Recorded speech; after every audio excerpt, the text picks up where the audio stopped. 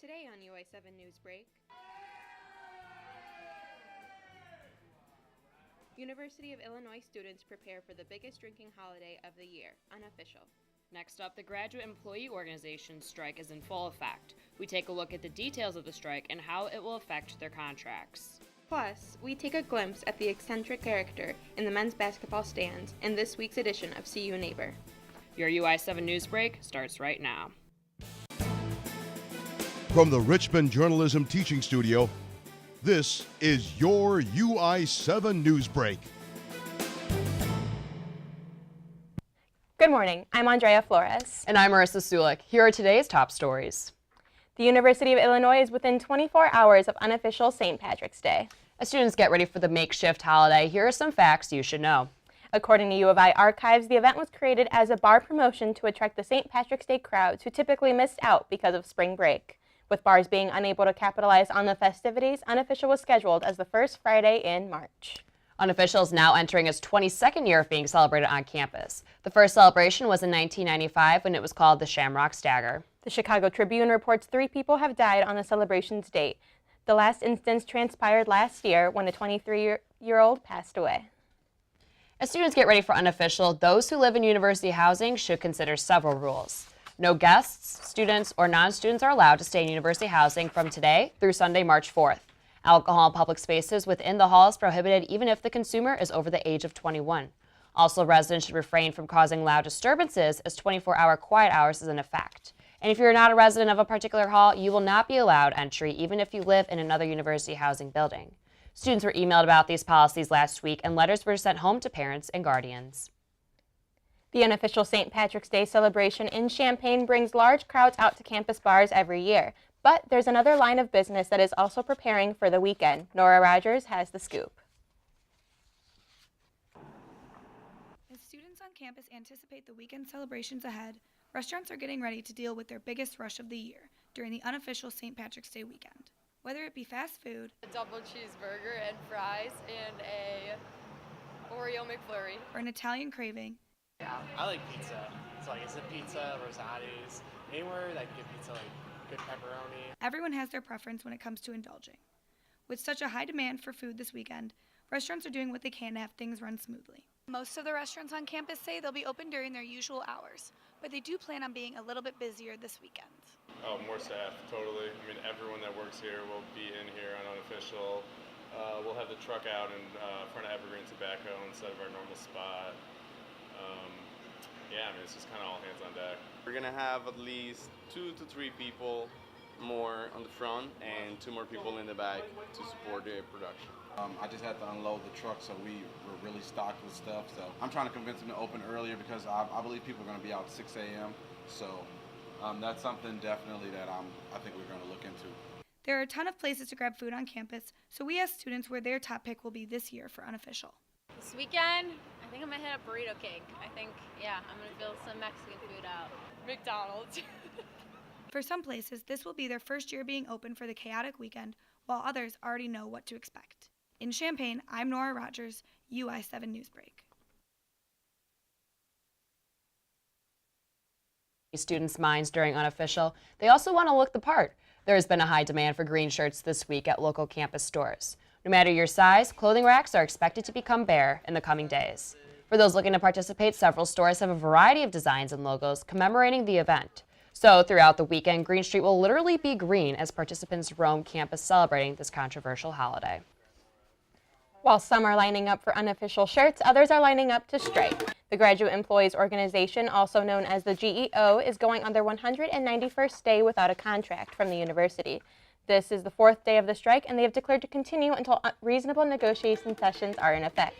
GEO protesters picketed the entrances of campus buildings on the main quads such as Altkeld, Henry Administration, English, Foreign Language, and Lincoln Hall. This week, faculty and professors supported the strike by canceling or moving classes near the picket line. An administration representative commented on the strike publicly, saying throughout this process the university has negotiated in good faith, and we have put forward proposals that have been respectful and responsive to the publicly stated priorities of GEO negotiators. Our current proposals on the remaining bargaining issues demonstrate significant movements to address the issues the GEO has said are most important to them. Until then, the GEO will continue to strike and spread their message on campus. The weather is warming up at just the right time with unofficial beginning on Friday. It is expected to be in the low 40s to high 50s this weekend. Tomorrow, students should expect partly cloudy skies and a high of 47 degrees. And on Saturday, clouds should clear up as the temperature rises to 49. To close the weekend, the sun is going to stay out while Champaign-Urbana experiences a high of 53 degrees. All in all, it should be a fantastic weekend to soak up the sun and have some fun. Coming up after the break, we go to the battlefield that was the State Farm Center and the chief protest which took place at the final men's basketball home game. And later, we meet an enthusiastic member of the Orange Crush who has been cheering for the Fighting Illini for the past 4 years. Stay tuned to UI7 Newsbreak. Everything starts out small. The things that hurt us, they all start from somewhere.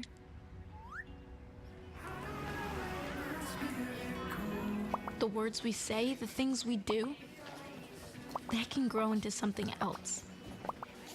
What was small and innocent can become big and sometimes scary. All it takes is one comment, one picture, one video for something to catch fire. But a big problem doesn't need a big response. Not at first. Even if we don't know what to say, the eye emoji can be that first step we take. Let's all pledge to take that first small step together and change the world in a big way. I'm a witness, and so are you.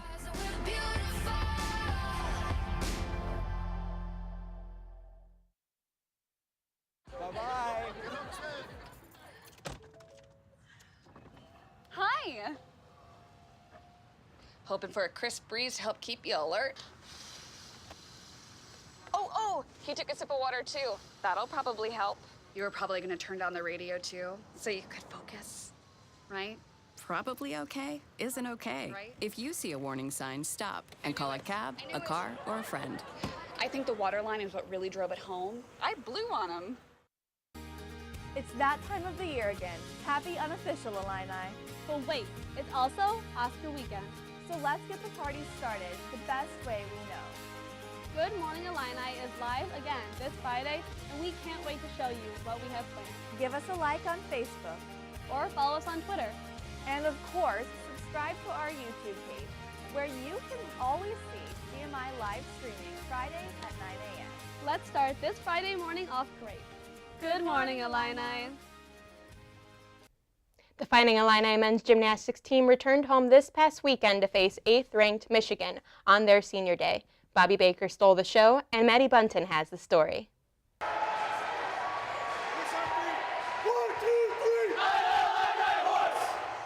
The Illini were looking forward to this meet to be able to celebrate the seniors as well as compete against one of their biggest Big Ten rivals. Senior Bobby Baker talks a little bit about his experience as an Illini over the past 4 years.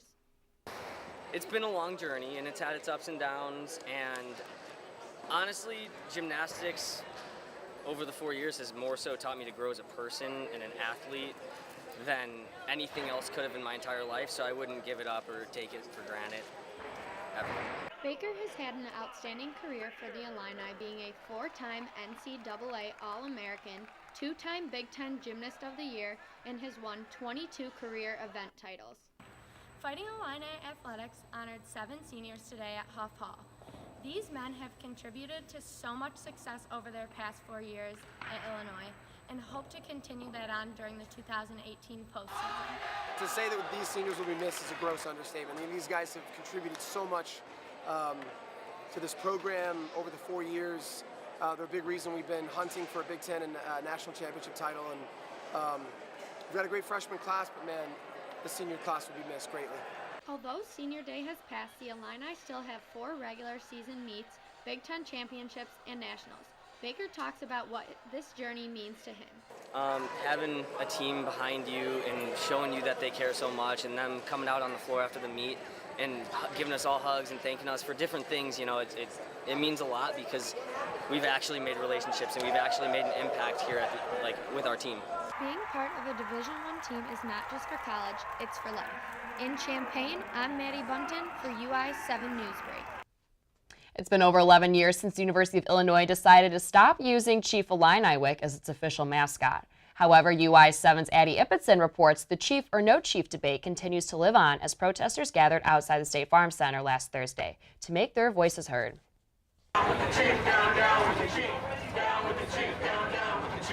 While the Illini played their final home game last week, an event of its own occurred outside as students and community members protest the presence of Native American imagery. Recently, the Chief Illini Wick discussion has resurfaced as some campus and community organizations advocate for the creation of a new mascot. These efforts spurred the Honor the Chief Society to encourage supporters to wear their chief attire to the last home game. However, anti-chief activists like Eric Shaw say they're working to make people reconsider their support of the chief. No matter how I feel about when I'm projecting respect, honor, whatever, it's hurting people. It's very objectively proven to hurt people. And so I needed to stop. And I'm just trying to get everybody else to stop too. Gates behind me were put up by security personnel here at State Farm Center for the potential protest. Once the game started, the protesters' attention was shifted to halftime as they awaited to see if an unofficial chief would make an appearance. Chief Illini Wick portrayer Ivan Dozier was expected by activists to be sporting the chief headdress, but instead came out wearing a feather boa. He says he hopes doing this encourages people on both sides to educate themselves on what the chief discussion is really about. And for some lifelong Illinois fans, it's a discussion they're not quite ready to give up yet. First time I saw the chief here, I about cried. I mean, it sent chills down me. It was so respectful. I never thought of it as anything else, not like the Cleveland mascot or anything like that. Despite conflict, university administration continues to discourage the use of the chief image around campus. In Champaign, I'm Addie Ibbotson, UI7 Newsbreak. The men's basketball season may be over, but before it ended, UI7's Angela Kerndl got to know a little bit more about a very familiar face. That's right, Andrea. This week's CU neighbor, Matt Giddens, cheered on the men's basketball team one last time with his famous blue wig last week. 4 years and many chants later, and some students consider this Orange Crush member a local celebrity. If you've ever seen this wig at an Illini men's basketball game, you might know the guy who wears it. It's kind of like being Miley Cyrus, because when I take the wig off, nobody knows who I am. And so I'll be like walking down the street, but then like when I put on the Hannah Montana wig, then everybody knows who I am. What all started as a Halloween costume turned out to be a 4-year-long tradition. I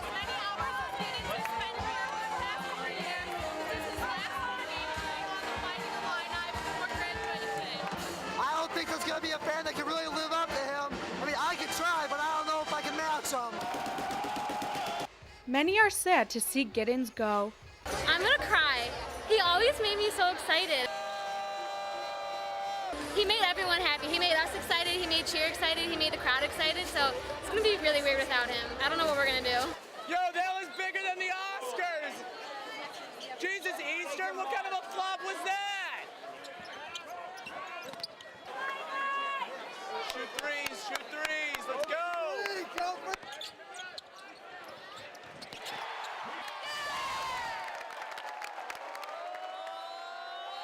Giddens says he's loved every part of his time rooting for the Fighting Illini with the Orange Crush, and he doesn't regret a single minute. It's emotional. It's crazy. I mean, it's like 4 years, so it's like, it's a lot.